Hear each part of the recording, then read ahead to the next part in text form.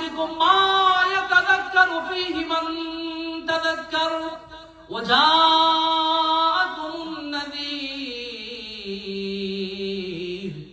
ফাযূকু ফামা লিয-যালিমিনা মিন নাসীর। আমার আল্লাহ ডাক দিয়ে বলবে, ও হতভাগা, তোমার জন্য কি আমি কোন নবী পাঠাই নাই? তোমাদের এলাকায় কি কোন মাহফিলে কোন উলামা ওয়াজ করে নাই? আওয়ালাম নুআম্মিরকুম মা ইয়াতাযাক্কারু ফি, আমি কি ভাবার জন্য তোমাকে কোন মাধ্যম পাঠাই নাই? আল্লাহ বলবেন, আমি তো তোমাকে ভাবার জন্য অনেক অবকাশ দিয়েছিলাম। বারবার মসজিদের ইমাম সাহেব আপনাকে সতর্ক করেছিল।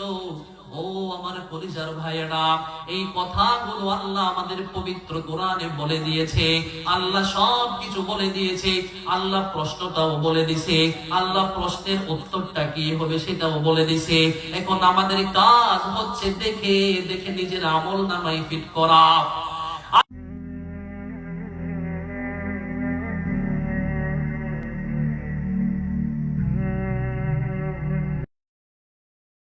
রাসূল সাল্লাল্লাহু আলাইহি ওয়াসাল্লাম আজ থেকে ১৫০০ বছর আগে কত সুনিপুণ ভাষায়, সাবলীল ও মার্জিত ভাষায়, পরিষ্কার ভাষায় মানুষদেরকে সচেতন হওয়ার জন্য বলে দিয়েছেন।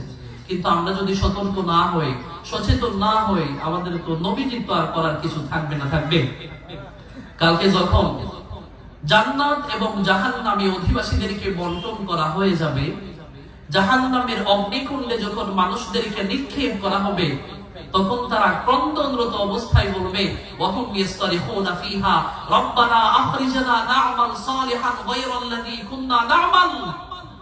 আল্লাহ, একটু সময়ের, এতটুকু সময়ের জন্য জাহান্নামের এই অগ্নিকুণ্ড থেকে বের করে দুনিয়াতে আরেকবার পাঠাই দেন। আমার ভাইয়েরা, মানুষগুলো কাঁদতে কাঁদতে আল্লাহর কাছে বলবে, ও আল্লাহ, দুনিয়াতে এতটুকু সময়ের জন্য একটু পাঠিয়ে দেন না। আপনি যদি একটা দিনের জন্য দুনিয়াতে আবার পাঠিয়ে দেন, ওই একদিন আপনার জন্য ছাড়া কারো জন্য ব্যয় করব না। লক্ষ লক্ষ যে প্রপার্টি আমি দুনিয়াতে রেখে এসেছি, সন্তানগুলোর জন্য ভবিষ্যতের কথা চিন্তা করে তাদের জন্য রেখে এসেছি। আমি তো জানতাম না সম্পদগুলো রেখে আসলে কবরে বাদাম খেতে হয়।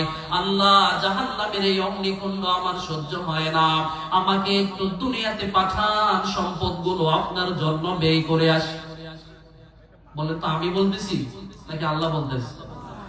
আমার আল্লাহ বললেন, না ওয়ালাম নুআম্মিরকুম মা ইয়াতাযাক্কারু ফীহি মান তাযাক্কার ওয়া জাআকুমুন নাযীর ফাযূকু ফামা লিয-যালিমিনা মিন নাসীর।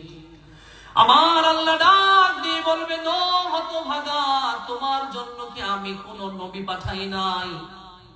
তোমাদের এলাকায় কি কোন মাহফিলে কোন উলামা ওয়াজ করে নাই?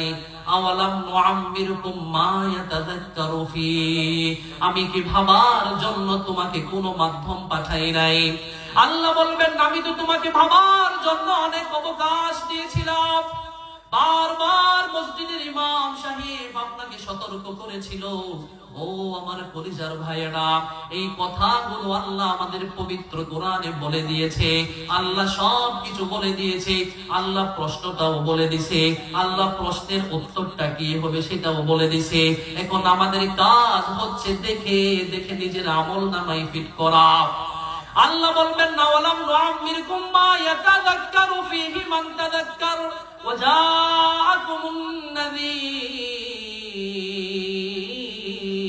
ফাযূকু ফামা লিয-যালিমিনা মিন নাসীর। অনেক অবকাশ তোমাকে দিয়েছিলাম, তুমি ভাবো নাই। হুজুররা যখন তোমাদের ধারে ধারে গিয়ে কথাগুলো বোঝাতো, তুমি হুজুরদেরকে পাত্তা দাও নাই। মুসলমান ভাইয়েরা আমার, সমাজের মধ্যে এত নিকৃষ্ট চোখে একটা কোরআনের হাফেজকে দেখা হয়, মাদ্রাসায় যারা পড়ে সামাজিক কোন স্ট্যাটাস তাদেরকে দেয়া হয় না, মাদ্রাসায় পড়েছে বলে সামাজিক তার কোনো অবস্থান থাকে না। ও দুনিয়ার মুসলমানেরা, আপনি আজকে দুনিয়ার হিসাব নিকাশের সাথে মিলিয়ে মাদ্রাসার ছেলেটারে মূল্যায়ন করলেন না, কোরআনের এক জায়গায় পড়েছে বলে তাকে গরিব সাব্যস্ত করে প্রতিপন্ন করলেন। আমার আল্লাহ বললেন, কাল কিয়ামতের ময়দানে কোটি কোটি মানুষ যখন বিপদাপন্ন হয়ে যাবে, সূর্য যখন মানুষের মাথার এক বিগত উপরে চলে আসবে, সূর্যের উত্তপ্ত ভয়ঙ্কর গরমে অবস্থা যখন টকবক টকবক করতে থাকবে, তখন রাজার মতো নেতৃত্ব দিবে ওই মাদ্রাসা হিফজখানায় পড়নেওয়ালা গরিব ছাত্রটা। আমার ভাইরা, এক নম্বর আলামত আমার নবী সারা বিশ্ববাসীর জন্য বলেছেন, লা তাকুমুস সাআতু হাত্তা ইউকবাদাল ইলম। যখন তোমরা দেখতে পাবা জমিন থেকে আল্লাহ ইলমটা উঠিয়ে নিচ্ছে, তখন বুঝে নিও কিয়ামত কাছে চলে এসেছে। লা তাকুমুস সাআতু হাত্তা ইউকবাদাল ইলম, নবীজি বলেন ততক্ষণ পর্যন্ত কোন কিয়ামত সংগঠিত হবে না যতক্ষণ না জমিনকে আল্লাহ ইলম শূন্য করে দিবে। কি শূন্য করে দিবে? ইলম শূন্য। আমার ভাইরা, আমার নবীকে সাহাবায়ে কেরাম জিজ্ঞাসা করলেন, ইয়া রাসূলুল্লাহ, জমিন থেকে ইলমটা আল্লাহ কিভাবে উঠাবে?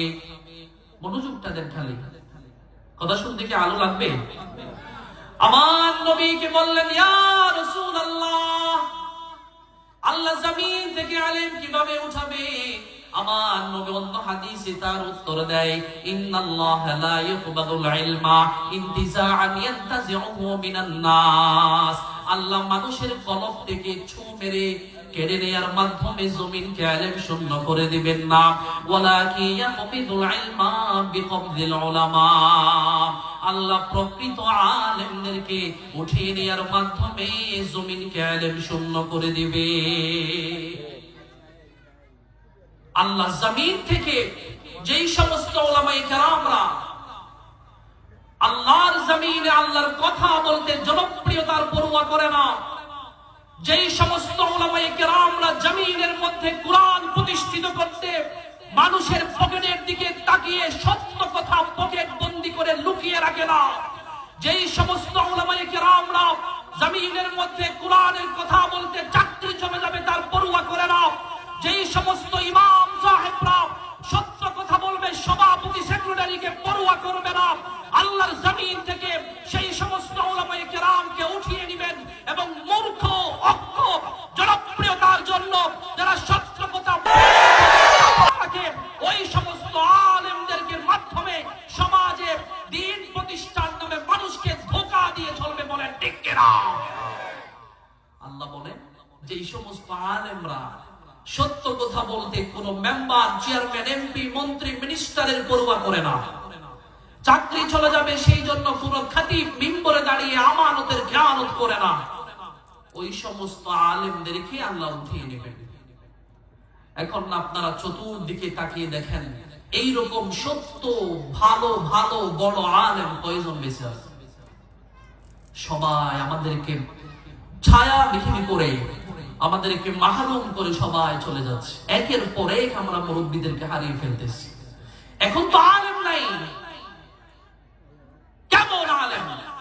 200 টাকা দেবে বললে সারাটা দিন একটা সাধারণ মানুষের পেছনে ঘুরে, 100 টাকা দেবে বললে 3-4 ঘন্টা ব্যয় করে খতম পড়ার নাম দিয়ে আওয়ামের পিছনে আপনি ঘুরেন। আপনি আলেম নয়, আপনি আলেম নামে শয়তান, ঠিক কিনা? আরে মিয়া, আপনি আলেম কে বানাইছে আপনারে আলেম? আলেম তো সমাজ রাজার মতো থাকবে। আপনি এলাকার মধ্যে যখন কোন হাফলা করেন, কোন কনফারেন্স করেন, অনুষ্ঠান করেন, সেখানে চিফ গেস্ট হিসেবে আপনি ইনভাইট করেন কাকে? সমাজের প্রতিনিধি, মেম্বার, চেয়ারম্যান, কলেজ ইউনিভার্সিটির লেকচারার অথবা এমপি, মন্ত্রী, মিনিস্টার। আপনার স্ট্যাটাস অনুযায়ী যে টাকা পয়সা দুনিয়ার প্রপার্টির কেন্দ্রবিন্দু থেকে, নেইম এন্ড ফেমের কেন্দ্রবিন্দু থেকে যে একটু আগাই গেছে, আপনি তাকে চিফ গেস্ট করেন, কারণ সে আপনার কাছে সম্মানিত, ঠিক কিনা? এটাই তো বাস্তবতা। আর কি করেন? হুজুরকে কি করেন? হুজুর একটা আসেন, কোন রকম মুনাজাতটা করে দেন আপনি। এই জন্য তাকে 200 টাকা দেয়া হয়। আমার ভাইয়েরা রে, ও আলেম সমাজ, কান তুলে মনোযোগ দিয়ে শুনে নাও, তোমার কাজ শুধু ওখানে গিয়ে 200 টাকার বিনিময়ে মোনাজাত করা নয়। তোমার কাজ সেখানে গিয়ে বরকতের জন্য 1 মিনিট একটা গরু জবে করে দেয়া নয়। আল্লাহ তোমারে সেটার জন্য বানাই নাই। দুনিয়াতে যতগুলো মানুষ দেখা যায়, এমপি, মন্ত্রী, minister, barrister, magistrate, engineer, doctor, যত বড় বড় মানুষ আছে, আমার আল্লাহর কাছে সবচেয়ে দামি মানুষ হচ্ছে আলেম। সুবহানাল্লাহ। আলেমরা থাকবে মাথার উপরে, রাজপুত্রের মতো সম্মান করতে হবে আলেমদেরকে।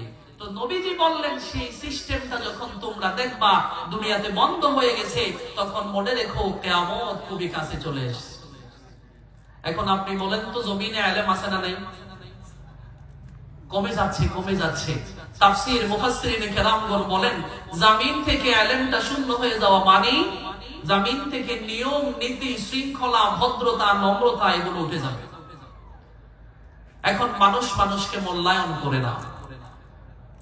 সেদিনের কলিমুদ্দিন আপনার বাড়িতে বছরের পর বছর থেকে কাজ করেছে, আজকে কেমন জানে অবৈধ ব্যবসা করেছে, হঠাৎ আঙ্গুল ফুলে কলা গাছ হয়ে গেছে, রাস্তায় হাঁটে মুরব্বি দেখলে সালাম দেয় না, আছে না নাই?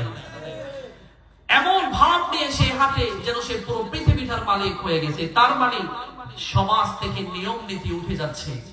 ছোটরা বড়দেরকে সম্মান করবে না, বড়রা ছোটদেরকে স্নেহ করবে না। সন্তানগুলো সামান্য সম্পত্তির জন্য বাবার দিকে আঙ্গুল করে কথা বলবে। সন্তানগুলো নিজের মা বাবার সাথে ভদ্রতার সাথে কথা বলবে না। বাবা যদি বলে ডাইনে যাও, সন্তান যাবে বাইরে। বাবা যদি বলে কাজটা করো না, সন্তান বারবার করবে। তার মানে জমিন থেকে আলেমটা উঠিয়ে নিচ্ছে। ভদ্রতা, নম্রতা, শৃঙ্খলা, নিয়ম নীতি, ডিসিপ্লিন সবকিছু জমিন থেকে উঠিয়ে নিচ্ছে। তার মানে কিয়ামত সংগঠিত হয়ে যাচ্ছে, ঠিক কিনা? আমার ভাইয়েরা, 1 নম্বর আমার নবী বলেছেন, লা তাকুমুস সাআতু হাত্তা ইউকবাদুল ইলম। ও দুনিয়ার মুসলমানেরা, সমাজের মধ্যে কোনো নিয়ম নীতি থাকবে না, ইলম থাকবে না। যেই মাটা 10টা মাস, যেই বাবাটা এত কষ্ট করে, এত পরিশ্রম করে, এত মেহনত করে বটবৃক্ষের মতো ছায়া দিয়ে সন্তানটাকে বড় করে, ও দুনিয়ার মুসলমানেরা, সমাজের চিত্রের সাথে আপনারা মিলিয়ে দেখান। সন্তান 3টা যখন বড় হয়, 3 জন সন্তানের মধ্যে বাবার যাকে খুশি, যা ইচ্ছা তার ততটুকু সম্পদ দেওয়ার ক্ষমতা আছে না নাই? আমার সম্পদ আমার মেজ ছেলেকে বেশি দেওয়ার ইচ্ছে হয়েছে, দিব, এটা সুযোগ নাই? আমার ভাইয়েরা, একটা বাস্তব ঘটনা আপনাদেরকে বলতেছি। প্রথম আলো রিপোর্ট করেছে, এরকম 3টা সন্তান। বাবাটা অনেক বেশি অসুস্থ ছিলেন, 10 বছর, কিন্তু কোটি কোটি টাকার মালিক ছিলেন। এরই মধ্যে 2টা সন্তান বাবার কোনো খোঁজ খবর নেই নাই, মা বাবার কোনো খোঁজ খবর নেই নাই। একটা সন্তান সব সময় মা বাবার খোঁজ খবর নিয়েছে। বাবাটা যাওয়ার সময় যখন সম্পত্তি হুইল করে যাবে, এমন সময় ওই সন্তান, যেই সন্তানটা মা বাবার কেয়ারিং করেছে, ওই সন্তানের জন্য একটু বেশি আকারে সম্পদ দিয়ে দিছে। ওই যে কুলাঙ্গার যেই 2টা ছিল, তাদেরকে তো দিছে, একটু কমায় দিছে। আমার ভাইয়েরা, এই যে বাবা পার্থক্যটা করলো, এটার জন্য দুনিয়ার জমিনে বাবা বেঁচে থাকাকালীন ওই 2 ভাই মিলে ওই দুনিয়া থেকে বাবাটাকে ফুরিয়ে দিয়েছে, নাউযুবিল্লাহ, হত্যা করে ফেলেছে। আমার ভাইয়েরা, আমি সমস্ত উলামায়ে কেরামের কাছে জানতে চাই, বাবা যতদিন দুনিয়ার জমিনে বেঁচে থাকবে, বুখারী মুসলিম থেকে নিয়ে শুরু করে সিয়াসির তার একটা কিতাব দেখাবেন, একটা হাদিস দেখাবেন, যে হাদিসের মধ্যে বলা হয়েছে বাবার সম্পত্তির মালিক সন্তান আছে। আপনারা তো জানেন না। মূর্খের মতো, কাপুরুষের মতো বাবার কাছে সম্পত্তি দাবি করে আঙ্গুল করে কথা বলেন। হাদিসের মধ্যে আছে, আনতা ওয়া মালুকা লিআবিকা। সন্তানকে বলেছে বিশ্বনবী, তুমি সহ তোমার সমস্ত সম্পত্তি সহ তোমার বাবা। তুমি শুধু নয়, তোমার যা আছে, তোমার সব সম্পত্তি তোমার বাবার। তোমার বাবার সম্পত্তি তোমার নয়।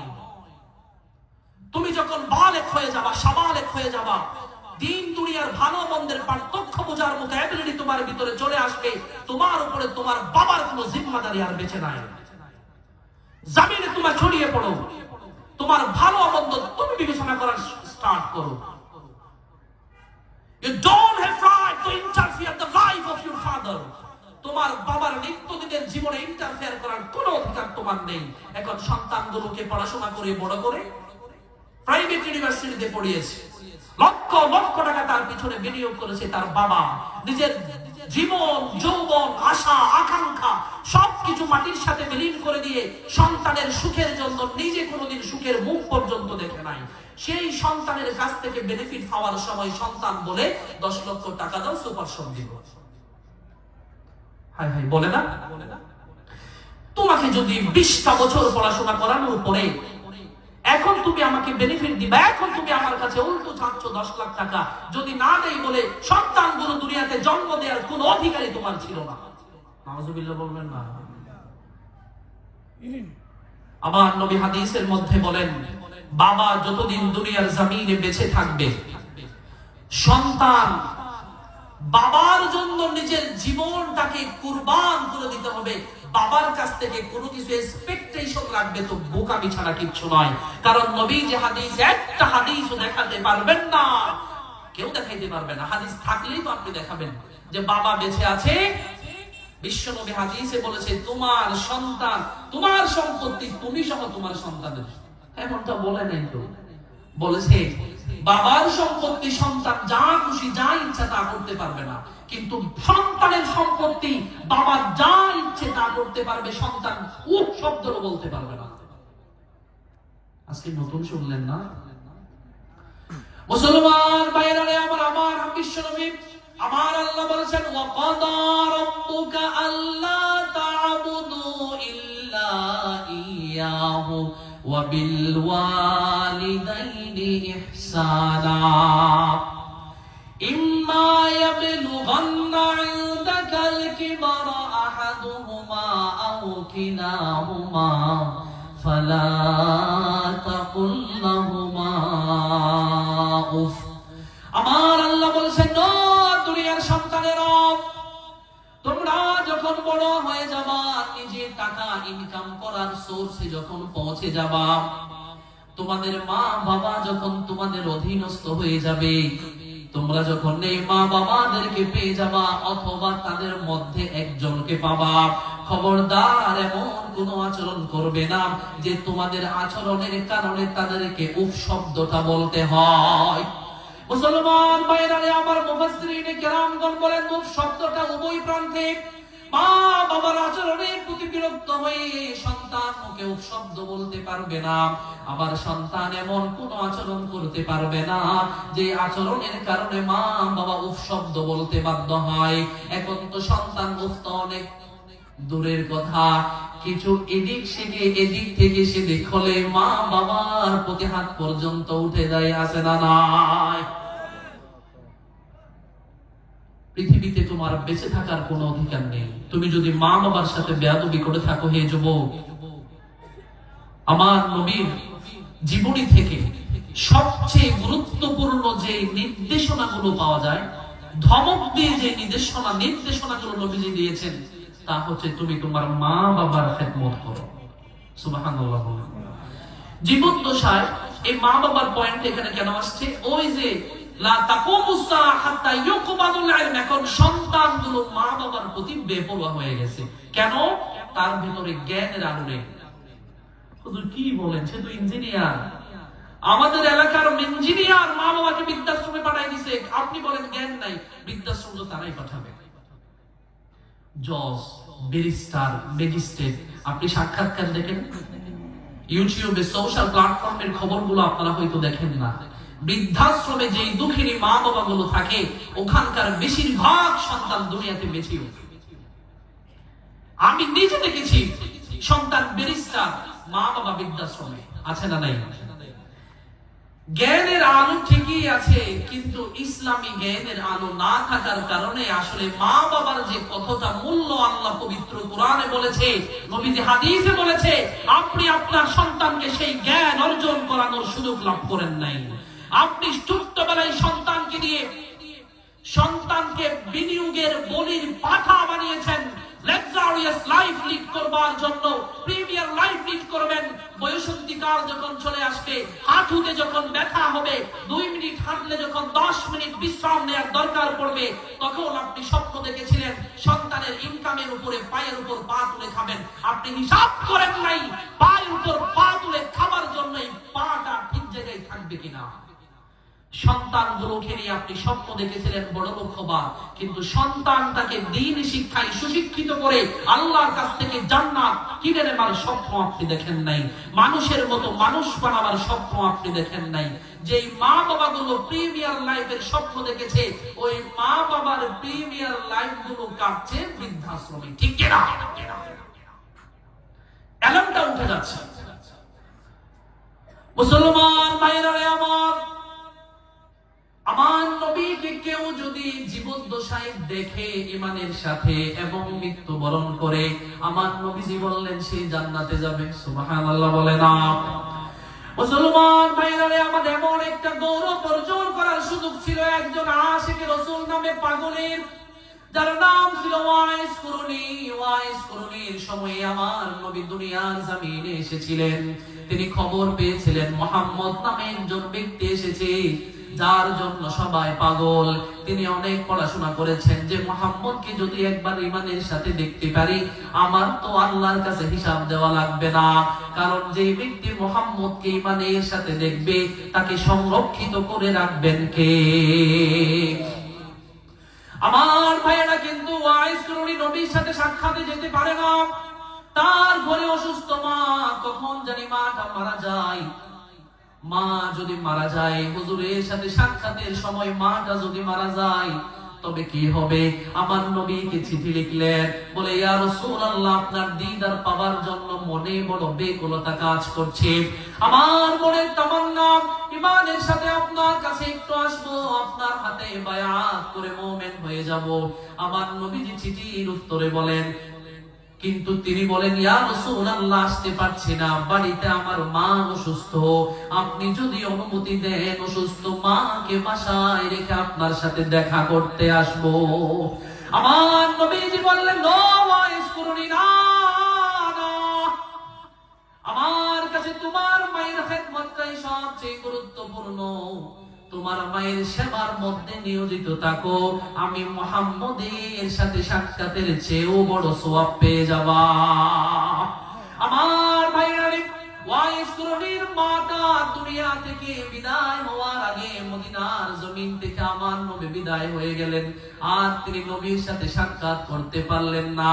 কিন্তু ওয়াইস কুরুনির কথা নবীজির মনে আছে না নাই, যে একটা আমার পাগলা ভক্ত ছিল, মা সেবা করবার জন্য আমি আসতে দেই নাই। কেমন পাগল ছিল জানেন নাকি? আমার নবী যখন উহুদের যুদ্ধের সময় দান মুবারক শহীদ হয়ে গেছে, ওয়াইস কুরুনি শুনতে পেয়েছে। তিনি এক একটা হাতুড়ি দিয়ে প্রত্যেকটা দাঁতগুলো ভেঙে ফেলেছিলেন। নবীজির কোনটা দাঁত পড়েছে, নবীজির এই সাইডের দাঁতটা বোধহয় পড়েছে। এইভাবে ভাঙতে ভাঙতে ওয়াইস কুরুনি তার সবগুলো কাঁচা দাঁত ফেলে দিয়েছিলেন। আমার ভাইয়েরা, আমার নবী যখন ইন্তেকাল করলেন রে ভাই, আমার নবীর কাছে সংরক্ষিত সম্পত্তি যা যা আছে, ব্যবহারের প্রত্যেকটা জিনিস আমার নবীর কাছে সাহাবায়ে কেরামদেরকে দান করে দিচ্ছিলেন। মুসলমান ভাইরা, আমার সব কিছু নবীজি দিয়ে দেয়, কিন্তু আমার নবীর পরনে যে জুব্বাটা ছিল, এটা কাউকে দেয় না। আবু বকর মনে মনে চিন্তা করে, আমি আবু বকরের আমলের সমান তো পৃথিবীর নবী ছাড়া কারো আমলের সমান নয়, বোধহয় আমি আবু বকরকে নবীজি জুব্বাটা দিবে। হযরত ওমর মনে করে, আমার আল্লাহ বলেছেন দুনিয়ার জমিনে নবীর পরে যদি কোন নবী আল্লাহ পাঠাইতেন, তবে সেটা ওমর হতো। ওমর মনে মনে ভাবে, আমার নবী মনে হয় তার ব্যবহৃত জুব্বা খানা ওমরকে দিয়ে যাবে। এইভাবে সবাই কল্পনা জল্পনায় ভাসতেছিলেন। একটু পরে আমার নবী বললেন, ও ওমর, আমার কথা কানা মনোযোগ দিয়ে শোনো, তোমাদেরকে সবাইকে তো সব দিলাম, আমার পরনের কাপড়টা আমার একটা পাগলা ভক্ত ওয়াইস কুরুনির হাতে পৌঁছে দিবা। সুবহানাল্লাহ।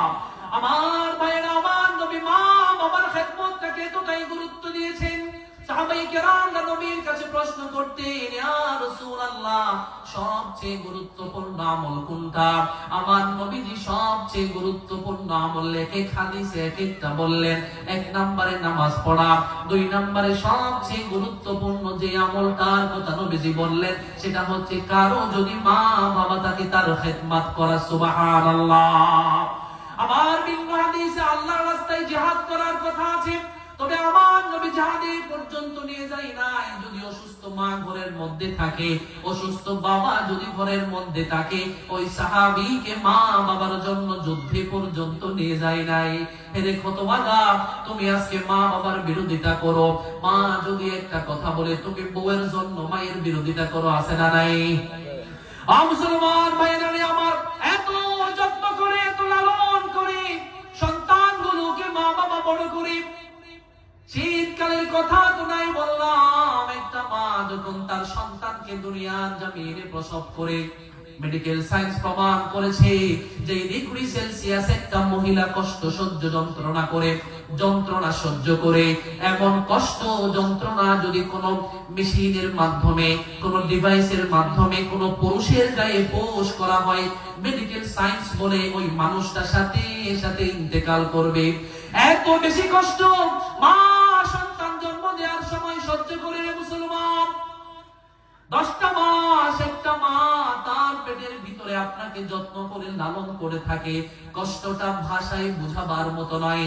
সন্তানগুলো মায়ের কষ্ট হয়তো দেখে না, কিন্তু যখন আপনি বিয়ে করবেন, আপনার বউ যখন প্রেগনেন্ট হবে, আপনি যখন 24 ঘন্টা তার সাথে থাকবেন, তখন বুঝতে পারবেন সন্তান পেটে নিলে কতটা কষ্ট হয়।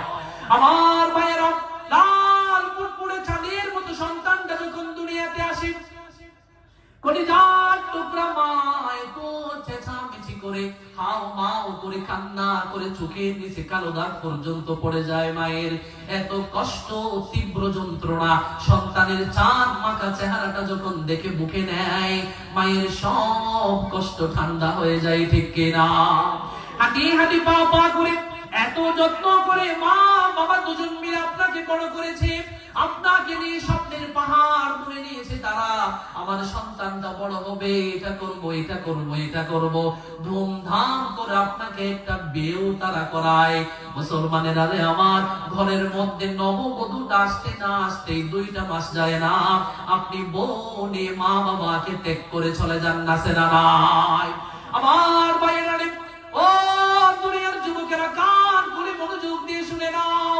আমার আল্লাহ বললেন, যে সন্তানগুলো দেখবা মা বাবার খবর নেয় না, সন্তান মা বাবাকে ছাড়া অন্য জায়গায় থাকে কিন্তু খোঁজ খবর নেই না, মাটা অসুস্থ হয়ে হাহাকার করে, বাবাটা অসুস্থ হয়ে হাহাকার করে, আপনার টাকা সবার জন্য থাকে, আপনি বিয়ের পরে যখন সন্তান হয়, কোনো ব্যবসা বাণিজ্যের প্রতিষ্ঠান করলে সন্তানের নাম দেখি দেয় না?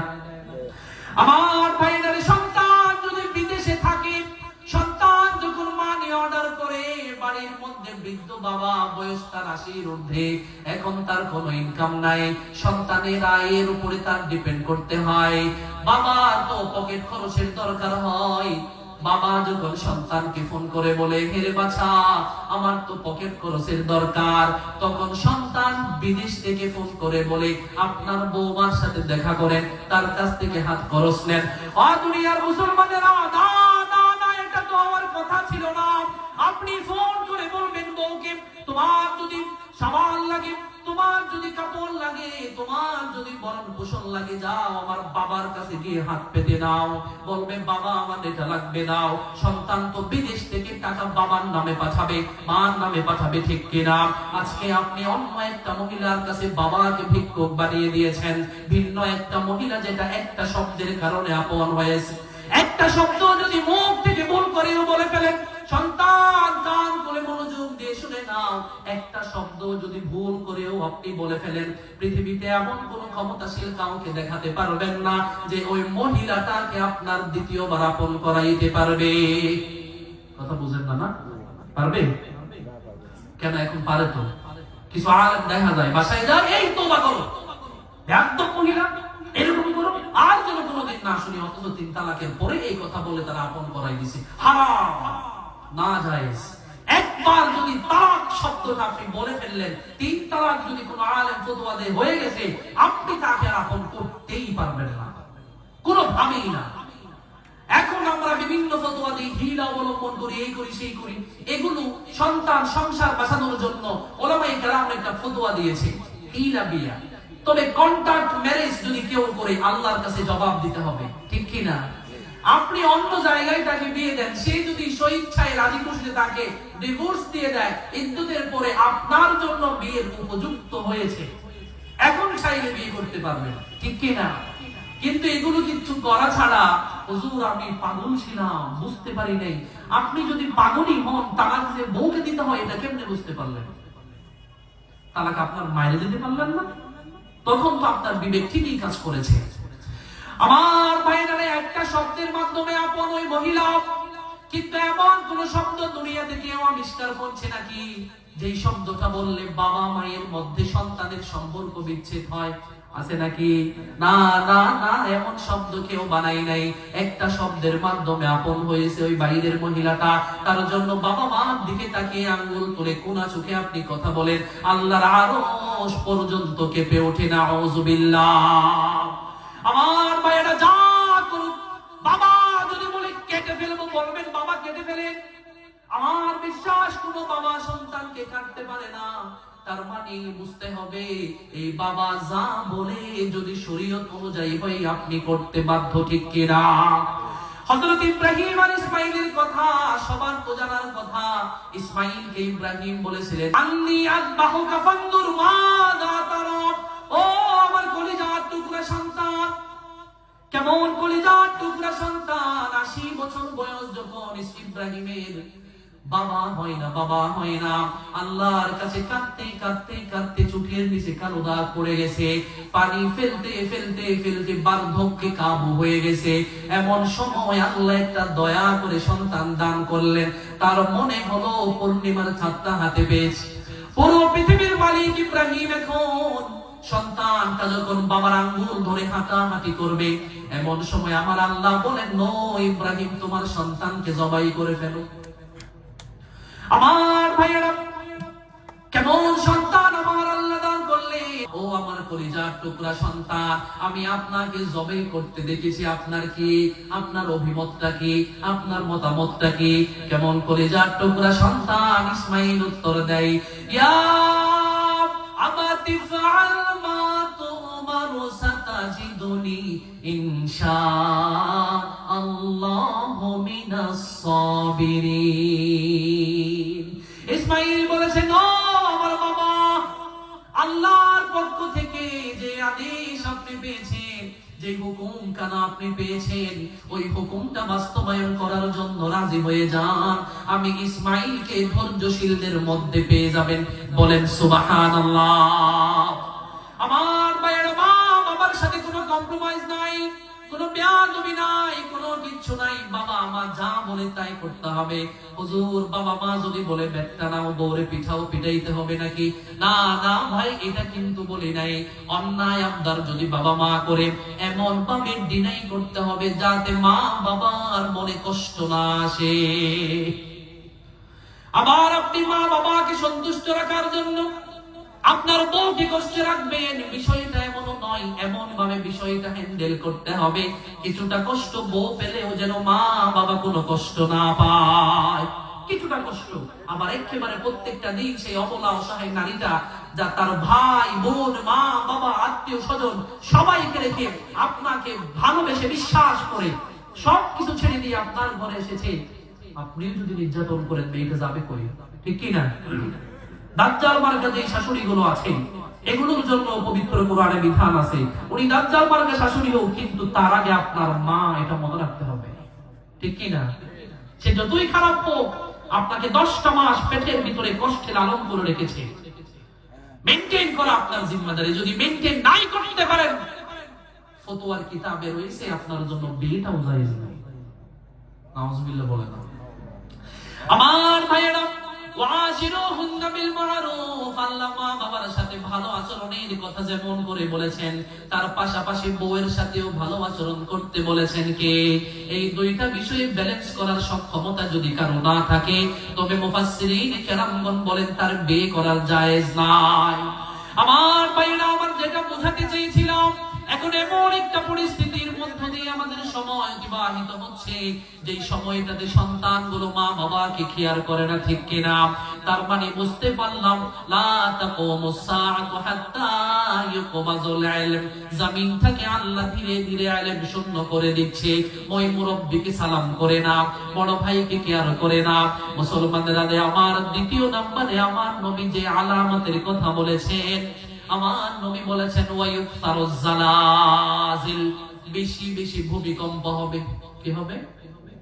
বেশি বেশি যদি ভূমিকম্প হয়, তবে বুঝে নিও কিয়ামত সন্নিকটে চলে এসেছে। ভাইরা, বলে যাই, হাদিস থেকে তিনটা কথা বলি, তিনটা অথবা চারটা কারণে জমিনে ভূমিকম্প সৃষ্টি হয়। কয়টা কারণে? এক নাম্বার, জমিনের মধ্যে যদি জানা ব্যভিচার বেড়ে যায়, তাহলে ভূমিকম্প হবে।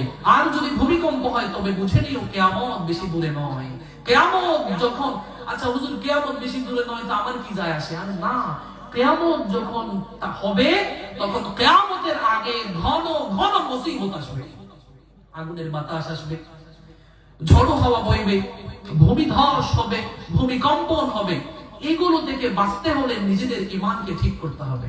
চারটা কারণে নবীজি হাদিসে বলছেন ভূমিকম্প হয়। এক নাম্বার, জমিনে যখন জিনা ব্যভিচার বেড়ে যায়। জিনা ব্যভিচার কি? আল্লাহ পাক রব্বুল আলামিন পবিত্র কোরআনে বলছেন, ওয়ালা তাকরাবুজ জিনা, জিনার নিকটবর্তীও হবে না। এটা বলেছেন নাকি জিনা করিও না? এটা বলছেন। উত্তর দেন। ওয়ালা তাকরাবুজ জিনা, জিনার নিকটবর্তী হওয়া যাবে না। হুজুর, জিনার নিকটবর্তী কি রকম? দুইজন ব্যভিচার করছে, আমি দেখব না, বিষয়টা এমন না। যারা নিকটবর্তী মানে নিজে এমন কোন অ্যাটিটিউড, এমন কোন আচরণ তুমি করবে না যে আচরণটার কারণে দ্বিতীয় ধাপে তোমাকে ব্যভিচার করতে হয়। তার মানে প্রেম, প্রীতি, মহব্বত এগুলো করা যাবে, এগুলো অবৈধ। নবীজি হাদিসে বলছেন, মুফাসসিরিন কেরামগণ আরো ব্যাপকভাবে আলোচনা করেছেন, এগুলো আমাদের জানা থাকা খুবই দরকার।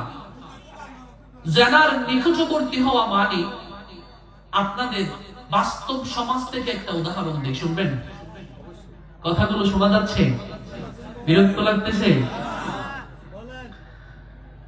বাড়িতে যখন বউ নিয়ে আসে, তখন হাজবেন্ডের ভাই দেবর থাকে না? থাকে। তো বাড়িতে যখন ওই বৌমাটা দেবরের সামনে যায় না, দেবরের কাপড় চোপড় ধোয় না, দেবরকে লাট সাহেব তিনি সকালবেলা ওনার রুমে গিয়েই ভাবি সাহেবাকে চায়ের কাপ নিয়ে যেতে হবে, এটা যখন করে না, ওই মহিলাটাকে মেন্টালি ডিপ্রেশন, মেন্টালি টর্চারের শিকার হতে হয়। আছে না নাই? এগুলো যেগুলো আলেম সমাজ, আলেম পরিবার না, কিন্তু আনফরচুনেটলি হাজবেন্ডটা আলেম হয়ে গেছে, তাকে বেশি ভোগ করতে হয়। তো ওখানে ওই মহিলাটাকে নানাবিধ টর্চারের শিকার হতে হয়। তো কি করতে হয়? সবার সাথে তাল মিলিয়ে যে যাও, তুমি সবার সামনে যাও। যাওয়াটা, এই যে আপনার ঘরের পুত্রবধূ যার সামনে যাওয়া নিষিদ্ধ, তার সামনে যাওয়াটাই ওয়ালা তাকরাবুজ জিনা। নাউজুবিল্লাহ বলেন। যার সামনে আপনার চেহারা দেখা জায়েজ নেই, তার সামনে বিনা কারণে প্রয়োজন ছাড়া যাওয়াটাই মানি ওয়ালা তাকরাবুজ জিনা, জিনার নিকটবর্তী হওয়া। মুফাসসিরিন কেরামগণ ইবনে কাসিরের তাফসীরটা খুলবেন, সেখানে ব্যাখ্যাটা দেয়া আছে, হুজুরের সাথে দুশমনি করবেন না, কারণ বাংলার শতভাগ ঘরের মধ্যে 90% ঘরে এগুলো চলমান রয়েছে, ঠিক কিনা? ঠিক। কাজিন, চাচাতো ভাই, মামাতো ভাই, খালাতো ভাই, দোলাভাই, ফুফাতো ভাই, এগুলোকে আপন ভাই মনে করে আনাগোনা যদি হাজবেন্ড কিছু বলে, তুমি তার সামনে গেলা কেন? হাই হাই, তোমার চোখ এত খারাপ, তুমি এত জঘন্য। আমরা ছোট্টবেলা থেকে বড় হয়েছি আপন ভাইয়ের মতো আমরা। এগুলো এক একটা অজগর আপনার জন্য, আপনাকে আগে ছবল মেরে জাহান্নামে নিয়ে যাবে। তো নবীজি বলছেন ওয়ালা তাকরাবুজ জিনা, যখন দেখতে পাবা এগুলোকে, এই সমস্ত জিনার নিকটবর্তী হওয়াকে মানুষগুলো গুনাহ মনে করবে না, তখন ভূমিকম্পের জন্য তোমরা অপেক্ষা করো। এমনি এমনি কি ভূমিকম্প আসে? দ্বিতীয় নাম্বার, যখন গান বাজনা বেড়ে যাবে, তখন ভূমিকম্পের জন্য অপেক্ষা করো। এখন মেয়েকে কর্মছেদন করাইতে পারে না, ছেলেকে খতনা করাইতে পারে না, সপ্তাহের পর সপ্তাহ ঢোল ডাল মিউজিক্যাল ফাংশনের মাধ্যমে পাশের বাড়িতে অসুস্থ রোগী আছে কিনা, পাশের বাড়িতে পরীক্ষার্থী আছে কিনা, আপনি রাতের মধ্য দুপুর পর্যন্ত গান বাজনা করেন। কে অথরিটি দিয়েছে আপনাকে? You don't have rights to destroy of another life. আপনার অধিকার নেই মানুষের জীবন নিয়ে ছিনিমিনি খেলা। আপনার গান শুনতে ইচ্ছে করছে, হেডফোন লাগিয়ে নাকের নিজের 12টা বাজান, কেউ আপনাকে কিছু বলবে না। কিন্তু আপনি মিউজিক্যাল ফাংশনের মাধ্যমে ঢোল পিটিয়ে পাশের বাড়ির মানুষের ঘুম হারাম করবেন, সেই অধিকার আপনাকে কেউ দেয় নাই। এখন উনি তো ক্ষমতাসীন, উনি তো এলাকার মেম্বার, এলাকার চেয়ারম্যান, ওনাকে কেউ কিছু বলতে পারে না, সেই ভয়ে কেউ কিছু বলেও না। আপনাদের কেউ যারা এই অত্যাচারগুলো নীরবে সহ্য করছেন, প্রতিবাদের আওয়াজ আপনারা মুখে আনছেন না, কাল কিয়ামতের ময়দানে আল্লাহর আদালতে আপনাদের কেউ জবাব দিতে না। অন্যায় শুধু করা অপরাধ নয়, অন্যায় যে সহ্য করে ক্ষমতা থাকা সত্ত্বেও প্রতিবাদ করে নাই, তাদেরকেও জবাব দিতে হবে। প্রিয় ভাইয়েরা, এরকম সমাজে হয় না? কি বলবো আপনাদেরকে, এগুলো তো মানুষের ইভেন্টের কথা না, খতনা বিয়ে এগুলো না, রাষ্ট্রীয় কোনো একটা প্রোগ্রাম করছেন আপনারা, এগুলো আমাদের চোখে দেখা। রাস্তায় আপনি ডাম্পার নিয়ে, ট্রাক নিয়ে ঢোল বাজনা করে একদল ফুফা বাঁশি ভিজিয়ে বাঁশি বাজে আপনি যাচ্ছেন, এক নাম্বার পয়েন্ট। দ্বিতীয় নাম্বার, রাষ্ট্রীয় কোনো একটা ইভেন্ট যখন হয়, যেমন 16 ডিসেম্বর, 21 ফেব্রুয়ারি, 26 মার্চ, এগুলো যখন আসে তখন দেয়া হয় স্বাধীনতা দিবস উপলক্ষে আর দোয়া মাহফিল ও সাংস্কৃতিক অনুষ্ঠান। সকালবেলা 200 টাকা দামের কিছু মোল্লাদের নিয়ে যায়, খতম পড়াই, দোয়া মাহফিল শেষ। এরপর থেকেই ম্যাডামদেরকে নিয়ে আসে ঢাকা থেকে, ওনাদেরকে নিয়ে এসে যাত্রাপালা শুরু হয়ে যায়। ও মুসলমান, এগুলো হাসির কথা নয়। কি দোষ করেছে সেই মুক্তিযোদ্ধারা? নিজের ঘরের মধ্যে বাসর করে বউয়ের মেহেদি পর্যন্ত শুকাই নাই। সত্য বিবাহিত স্বামী নিজের বউয়ের সাথে বাসর পর্যন্ত করে নাই। শত সহস্র মা তার সন্তানকে হারিয়ে এখনো পর্যন্ত সন্তানের জন্য আহাজারি করে, শুধুমাত্র আপনাদেরকে মুক্ত স্বাধীনতা দেওয়ার জন্য।